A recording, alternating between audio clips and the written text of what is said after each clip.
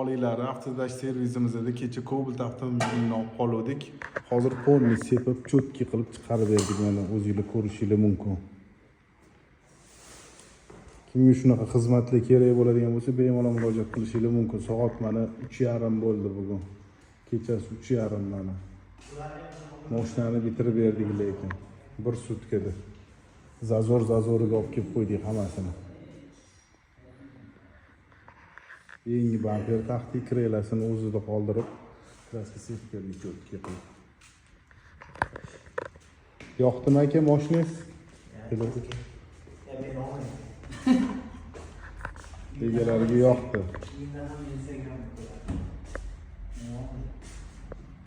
Ya sizga mashina yoqdimi?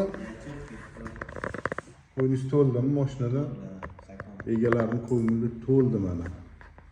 Xizmatli bo'lsa chiqib ko'rasizlar.